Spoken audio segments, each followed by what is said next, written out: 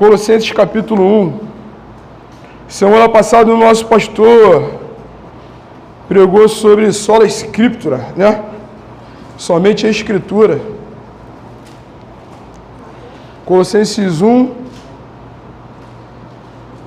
versículo 13 ao 23.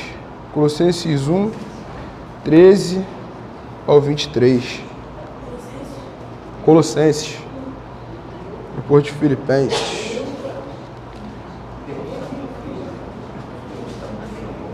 Vocês estão sentindo muito frio por causa do ar-condicionado ou o clima tá legal?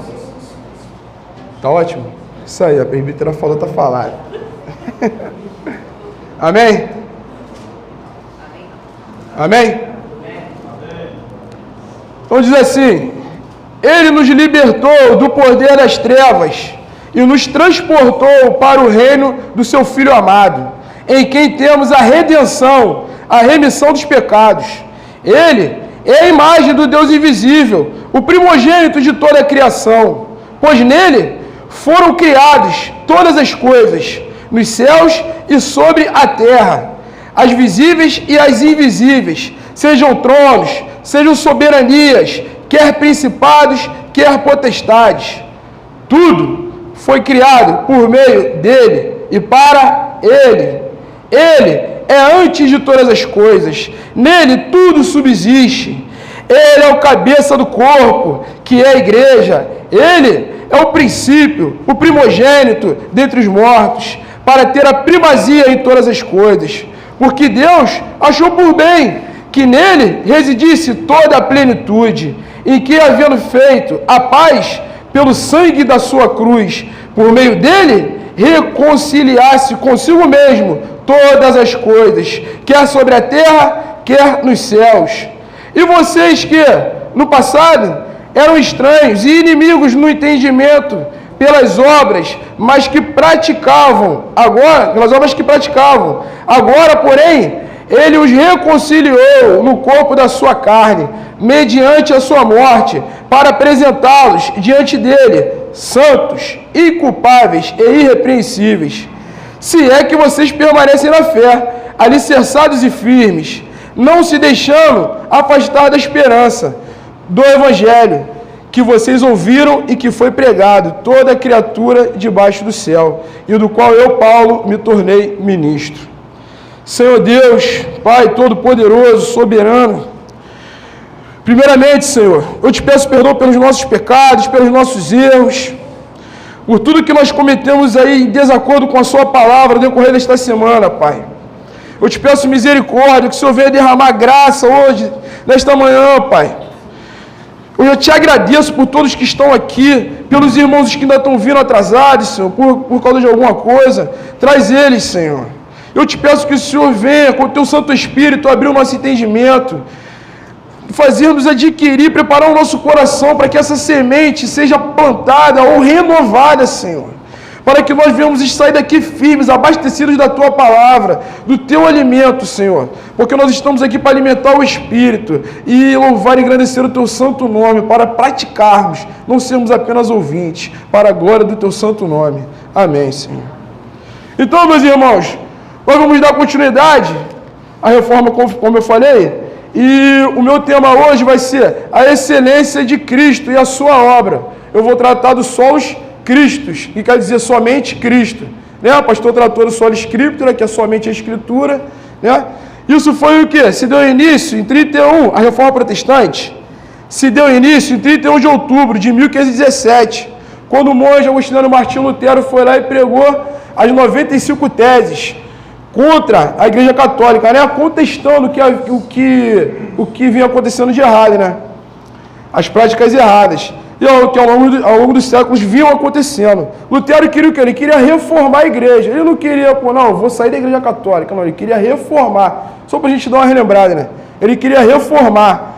E voltar à Igreja Católica, o que? As Escrituras, porque a Escritura ela estava abaixo de tudo. Primeiro na voz do Papa, os concílios, tudo que era do homem. E a Escritura era o último. Lutero queria colocar a Escritura como regra de fé e prática. E neste mês nós comemoramos o quê? Os 502 anos da Reforma. Aí que se dá, né? Por isso nós estamos fazendo essa série de mensagens. os 5 solas foram constituídos como? Um pouco mais à frente, na pós-reforma. Por quê? Com essa reforma protestante, iniciada por Lutero, a Igreja Católica, ela fez o quê? Ela fez a contra-reforma.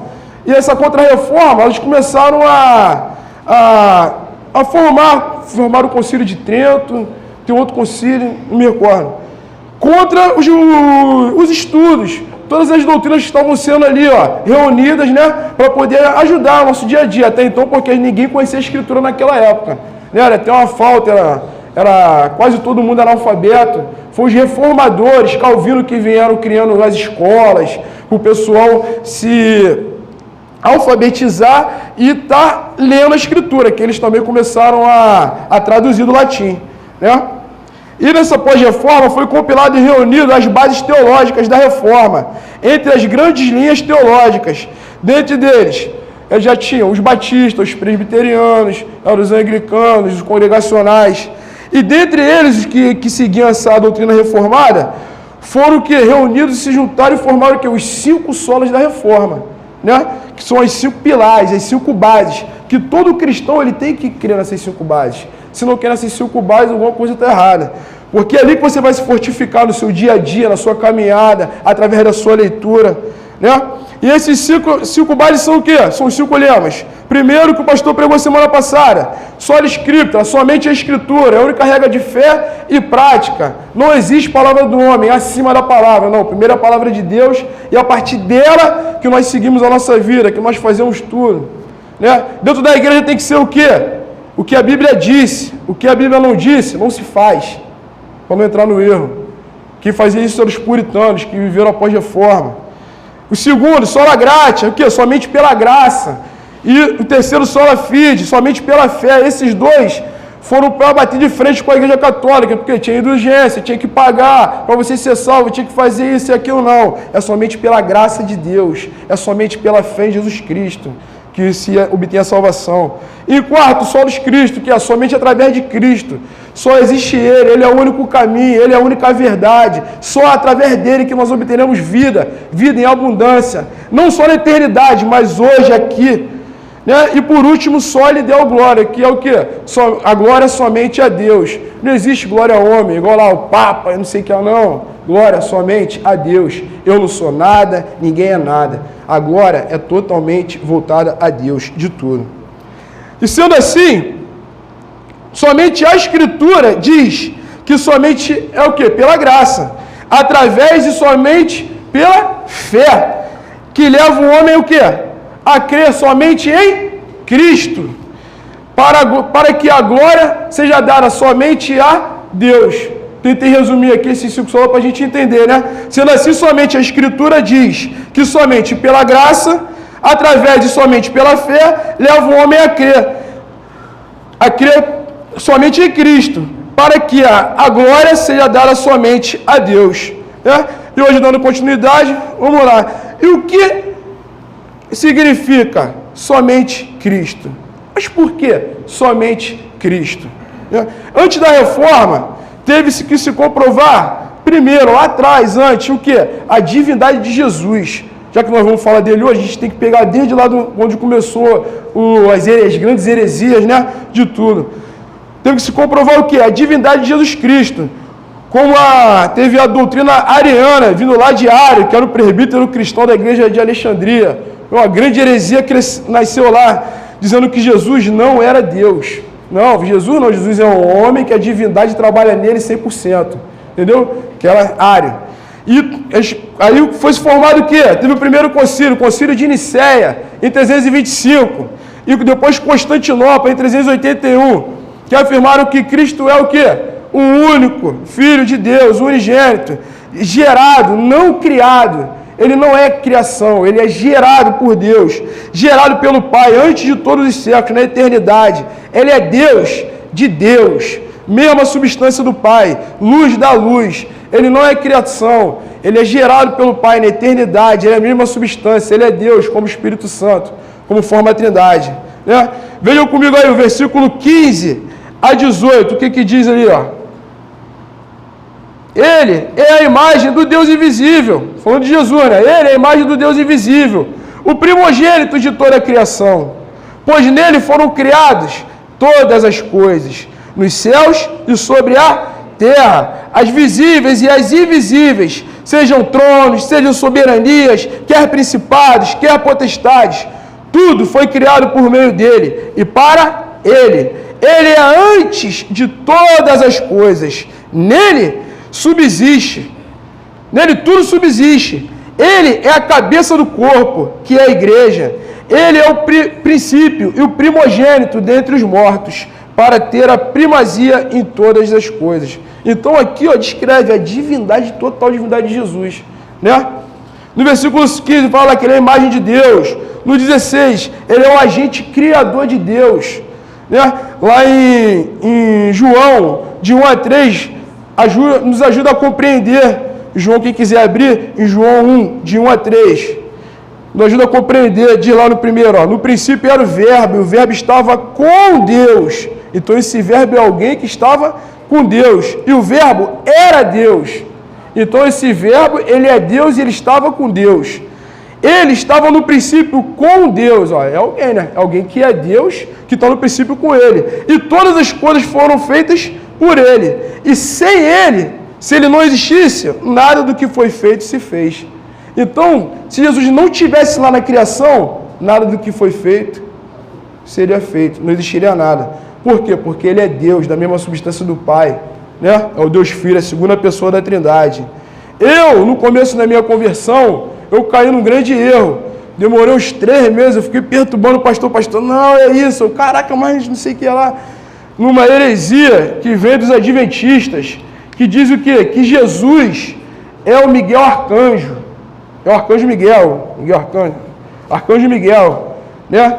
Eles falam lá, que vem lá da Helena White, não sei o que lá, baseado no texto de Pedro, falam, não, Jesus, ele é o Arcanjo Miguel, e porque ele conseguiu fazer tudo, ele veio aqui, Deus ordenou a ele veio, completou essa história toda, e foi, pum, virou Deus, tipo assim, ganhou o mérito dele, né? Ele veio, completou a missão que tinha que completar, e o prêmio dele foi o quê? Ele se tornar o Filho de Deus. Totalmente heresia, né? E eu ainda acreditei nisso, não sei como. Mas, vamos lá, para ver que a gente tem que ficar ligado, né? No começo eu não conhecia nenhuma vírgula, nenhum ponto, então tudo que falava eu estava ali cheio de sede, eu estava adquirindo conhecimento. Depois que eu comecei a ler, eu falei, pô, não é isso não. E o pastor me ajudou pra caramba, né? A não virar um herege. No versículo 17, ele é o eterno e a tudo sustenta, né? Ele é eterno e a tudo sustenta. Diz lá, né? Somente nele tudo existe, somente nele tudo subsiste. O que vem a ser o subsiste? Significa que somente nele tudo existe, a existência só tem a partir dele, somente nele a vida, por causa dele que a vida é ele que sustenta, como Deus, Filho, e somente por causa dele o mundo sobrevive. Se não fosse pela obra dele, de tudo que ele fez, de quando ele vai voltar, tudo já teria sido acabado. Todo mundo já teria sido, ó, quem foi salvo, quem não foi, já tinha sido lançado no lago de fogo. Beleza? No versículo 18, ele é a cabeça, e o cabeça da criação. Isso significa que se não se prega o evangelho, porque ele é o cabeça da igreja, e se Jesus não é o centro da mensagem da igreja, não existe evangelho ali. Não se prega o evangelho. Eu bato muito isso na tecla. Às vezes as pessoas falam comigo, pô, tu é radical. Radical não. É o certo, pô. Certo é o certo, errado é o errado. Se não se prega o evangelho, não vai ter conversão. Se adquire fé, o dom da fé é um dom. E se vem através de escutar a palavra, o evangelho, então não tem fé. Então, a maioria desses lugares, que são muitos, infelizmente, que não falam de Jesus, as pessoas estão ali em vão. Está todo mundo andando um atrás do outro e vai cair no abismo, porque não existe salvação. Entendeu? Elas só estão indo ali buscar, escutando a boa palavra, aquele tal do positivismo. Deus vai te ajudar. E não sei o que lá, isso e aquilo. Entendeu? E ó, não tem salvação. Ele tem o direito da primogenitura, porque ele é o rei, ele herdou tudo do seu pai, desde a eternidade. A palavra vai dizendo que ele herdou tudo, desde a eternidade. E o Concílio da Calcedônia, em 451, afirmou que Cristo é a única pessoa com 2 naturezas, que se deu o nome da união hipostática, também que eles estavam falando que não tinha como Deus habitar no corpo, porque o corpo era falho, pecador, não tinha como comportar, né, a divindade ali, né?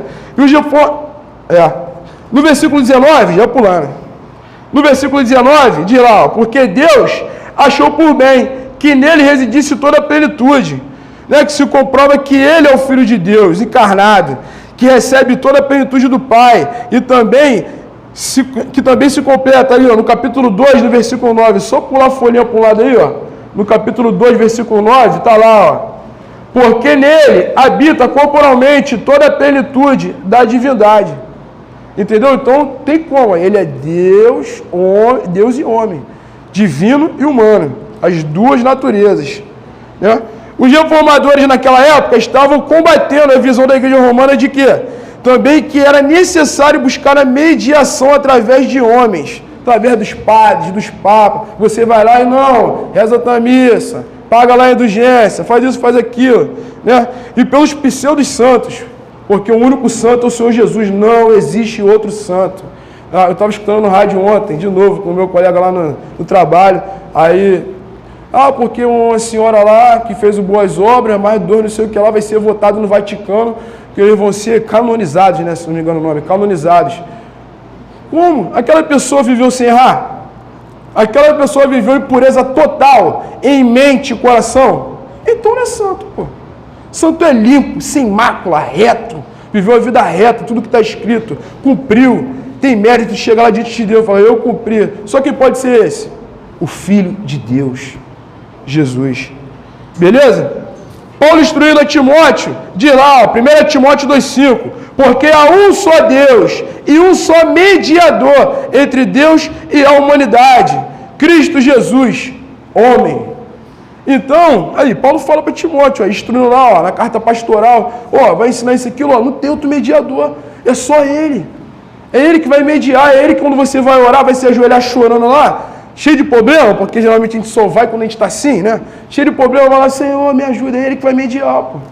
É ele que vai lá interceder. O apóstolo Pedro, pregando no Sinédrio, lá em Atos 4,12, também disse, e não há salvação em nenhum outro, porque debaixo do céu não existe nenhum outro nome dado entre os homens, pelo qual importa que sejamos salvos. A não ser o quê? O nome de Jesus. Nome sobre todo nome. Não existe outro caminho, não existe outra verdade, não existe outra vida. A palavra vai dizer que nós estamos mortos nos nossos caminhos, nossos pecados, nossas transgressões lá em Efésios.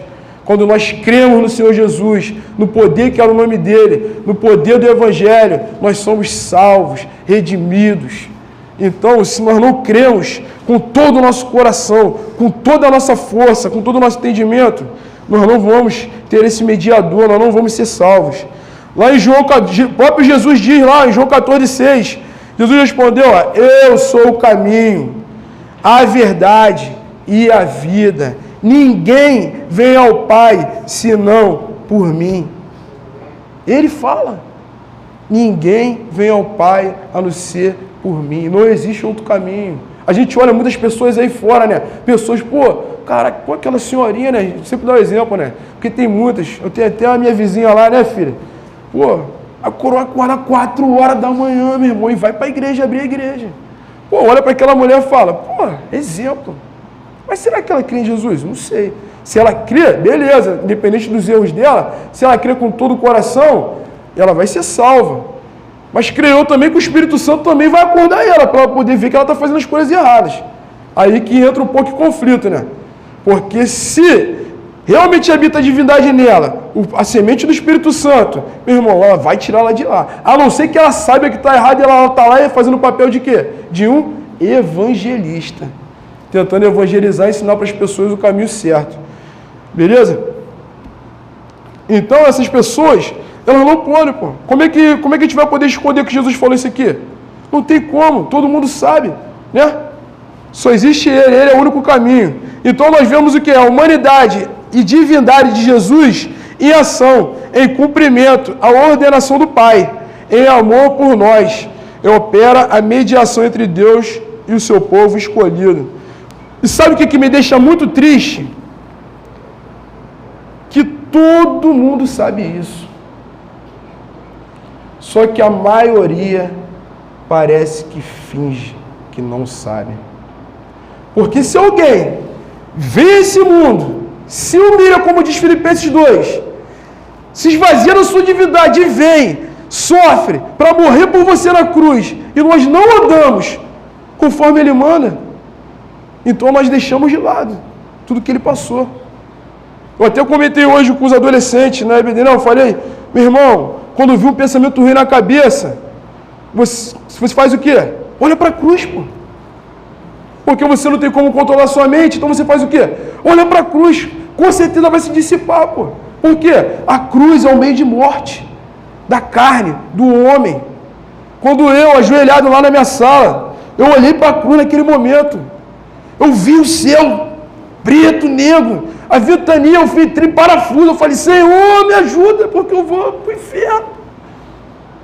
Falei, me mata, que quebra tudo e me faz de novo. Minha esposa está ali de prova. Se a gente não olhar para a cruz e pedir, muda a minha vida, muda a minha história, nós não iremos ser salvos. Esses pensamentos vão vir, se nós não olharmos para a cruz no dia a dia, quem já foi salvo, quem já está caminhando, a gente vai pecar. Nós vamos pecar contra quem? Contra aquele homem, Deus, que foi lá e morreu, sofreu. A gente anda pensando no dia a dia, pô, só uma mentirinha aqui, uma coisinha ali, Deus perdoa. É porque a gente esquece desse fator principal, que Ele morreu por nós, para nos dar vida. Hein? No breve catecismo de Westminster, que é uma das bases reformadas da nossa igreja segue também, a gente estuda a confissão de fé de Westminster, aí tem o catecismo maior e tem o breve catecismo, que são perguntas e as respostas com as bases teológicas, que é muito bom saber, né? Da pergunta 23 diz assim, ó, que ofícios Cristo executa como o nosso Redentor? Que ofícios Cristo vai executar como nosso Redentor? E a resposta é, como nosso Redentor, Cristo executa os ofícios de profeta, sacerdote e rei, em seus estados tanto de humilhação, que é aqui, e exaltação, quando ele tá lá sentado à destra do Pai. Beleza? Profeta, sacerdote e rei, como nosso Redentor. E o que vem a ser a redenção? Redenção. A palavra redenção significa o efeito de redimir alguém, dar um amparo, auxiliar numa circunstância muito difícil, quase impossível. Quase impossível não, impossível, porque nós não teríamos como ir até Cristo se Ele não tivesse morrido por nós, se Ele não tivesse feito a obra antes. Não ia adiantar, eu vou crer em quem? Para que fé, se Jesus não estivesse aqui? Não ia adiantar nada. Então Ele é o ponto principal de toda a obra, de toda a escritura. Toda a escritura, de Gênesis a Apocalipse, aponta para a cruz, aponta para Cristo. Paulo fala sobre a obra redentora de Cristo. Olha o versículo 13 e 14 lá, ó, no texto principal, Colossenses 1, 13 e 14. Ele nos libertou do poder das trevas e nos transportou para o reino do seu Filho amado, em quem temos a redenção, a remissão dos pecados. Então Deus Pai foi lá e nos libertou através da obra regeneradora do Espírito Santo. Pum, quebra a força do pecado ali. E Ele vai e nos leva até onde? E nos leva, nos converge, Ele nos faz fazer a conversão e nos transporta para o reino de Jesus. Quando Ele veio pregar. Jesus, quando vinha pregar o Evangelho, Ele pregava o quê? O reino de Deus, as boas novas. Os judeus ficaram doidos para pegar Ele, né? Os fariseus lá, querendo matar Jesus. Tu é herege, tu é esse? Não, pô. Pô, foi o Messias ia vir aqui para meter a mão na espada e brigar. Não, meu reino está aqui, ó, dentro de vocês. Eu estou aqui para vocês querem em mim, para o meu reino. Beleza? Então, Ele nos libertou do poder das trevas e nos transportou para o reino do Filho amado, em quem nós temos a redenção, a remissão dos pecados.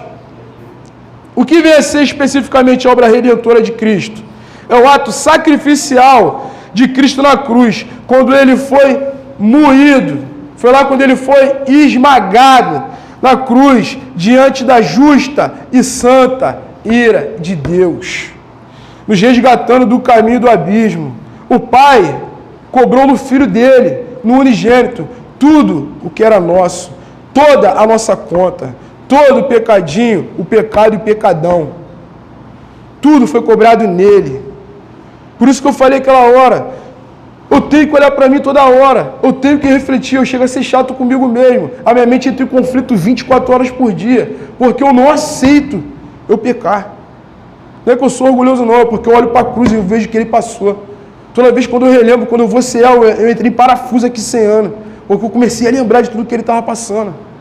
Tentar imaginar, porque nem isso eu consigo. Nem isso eu não tem como conseguir. E nessa obra de salvação acontece o quê? A libertação e a salvação, que se explica através da dupla imputação. Quando ele vem lá, é imputado nele o nosso pecado, certo? E aqui, essa libertação que está dizendo aqui, abrir aspas aqui, muitas pessoas acham que se libera, corrente da libertação, isso não existe. Corrente da libertação, isso não existe. A libertação do ser humano, da obra das trevas e do pecado, é a conversão ao Evangelho de Cristo. É quando ele se converte, quando o Espírito Santo vem e faz morada nele. Aí ele está liberto. O Senhor Jesus fala lá, quando chega em algum lugar, essa pessoa ali manifesta um demônio, você expulsa e ela não se converte, o que acontece? Ele vai e volta com mais 7. Então houve conversão? Não. Agora, quando a pessoa reconhece o Senhor Jesus Cristo lá na cruz como seu Senhor e Salvador, acabou, o mais valente entrou na casa, tirou tudo, e o valente, que é o diabo, volta e não entra mais. Por quê? Porque ele agora tem dono, foi comprado pelo sangue do Cordeiro. Amém. Glória a Deus. Amém? E essa imputação, o primeiro ato de imputação é qual? Deus Pai imputa, adiciona, transfere, lança todos os nossos pecados na cruz em Cristo. Tudo que você faz, tudo que nós fizemos, de toda a humanidade, né?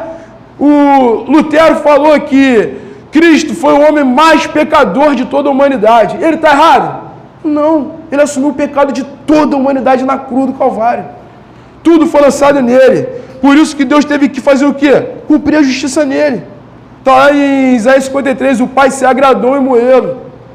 É forte? É, mas a gente tem que relembrar isso, porque é isso que vai fazer a gente ser avivado. O nosso fogo aumentar por dentro, para a gente começar a cumprir, para sair daqui, olhar para o errado e ver, não vou para lá, não, Cristo morreu por mim, passou por isso, eu não vou errar. Eu não vou errar. Nesse momento acontece o quê? A remissão de nossos pecados. Cristo paga o preço que nós deveríamos pagar pagar a justiça do Pai. E daí nós somos justificados, absolvidos e perdoados. Ele pagou. Aí ele vai lá e te justifica. Não, Pai, morri por ele. Quando você reconhece, ele vai lá e não, Pai, morri por ele. Aí quando ele faz isso, você está limpo, né? Tu não tem mais pecado. Mas ele tem algum mérito? Não, o mérito é de Cristo. Aí o que ele faz? O segundo ato da imputação, é a dupla imputação. O segundo ato ele faz o quê? Quando os méritos de Cristo são imputados, lançados, transferidos a nós que fomos justificados por ele. Quando ele justifica, ele paga pelo seu pecado e o mérito dele de ter cumprido tudo é lançado em você. Por isso que você é selado, você é adotado. Beleza?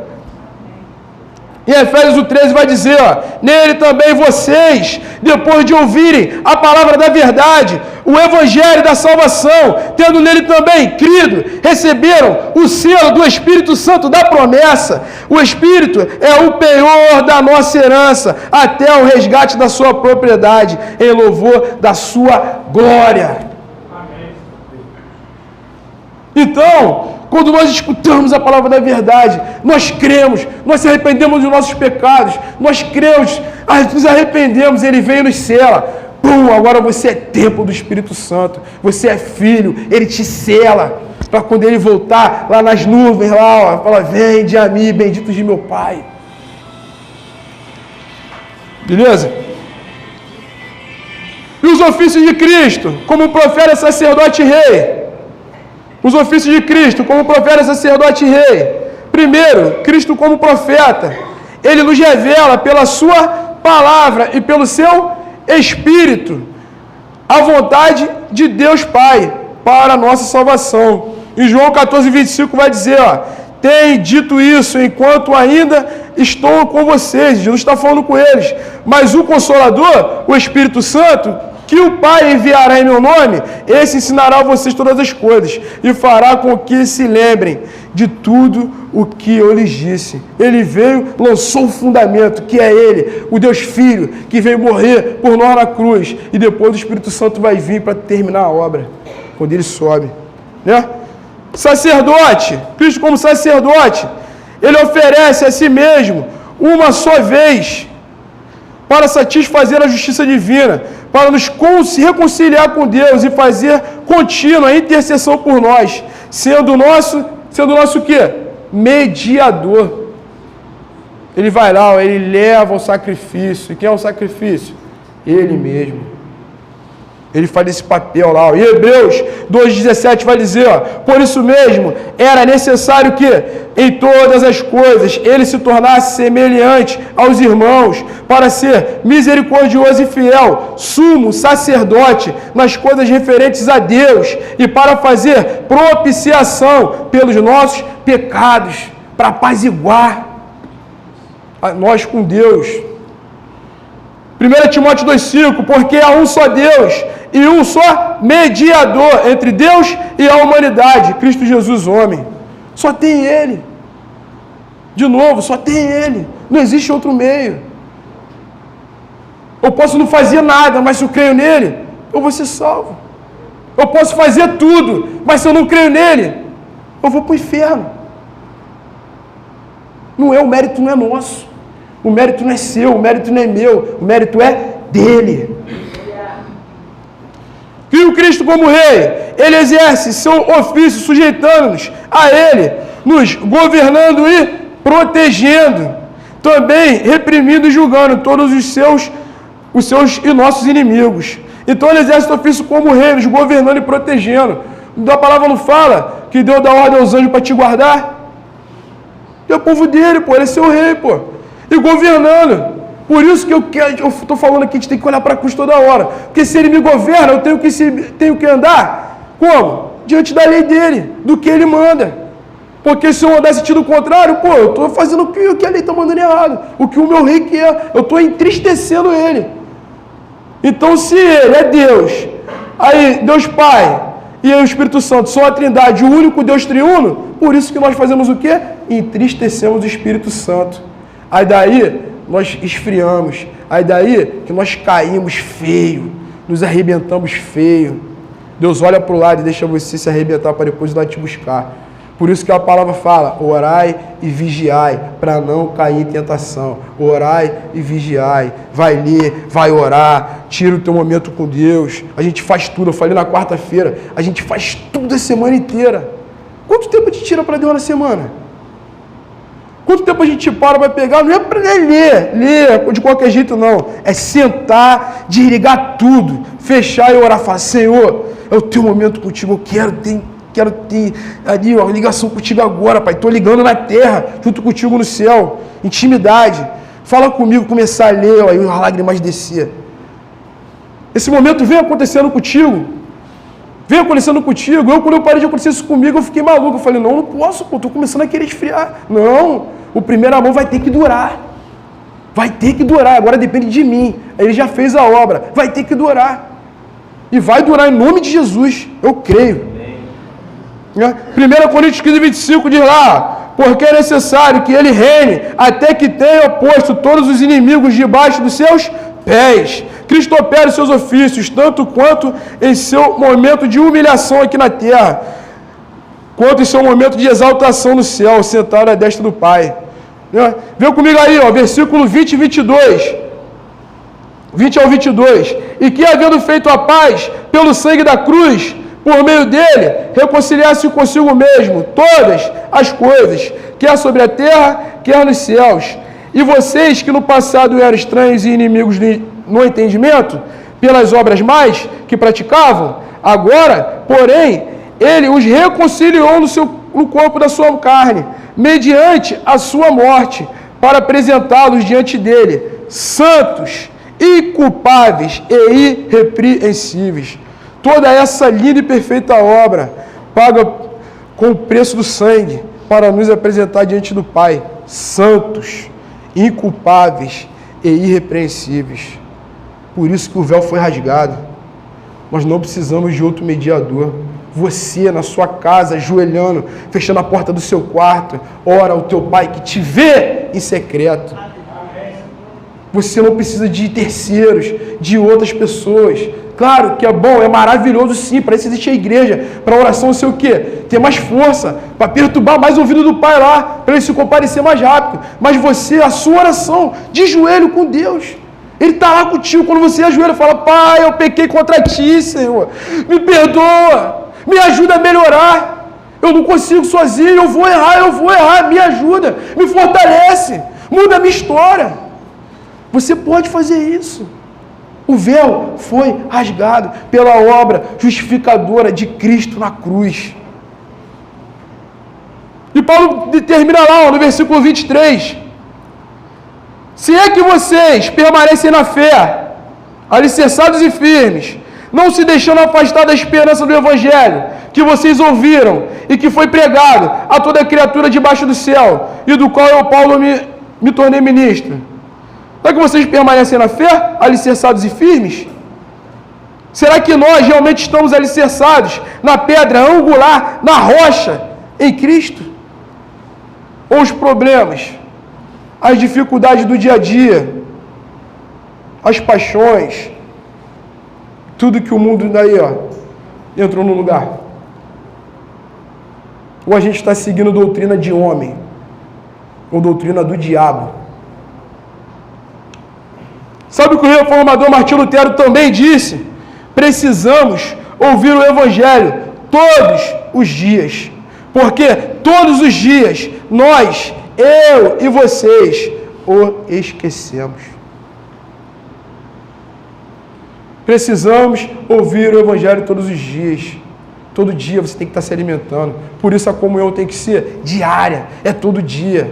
Se o dia da semana são 7 dias, tem a comunhão 8.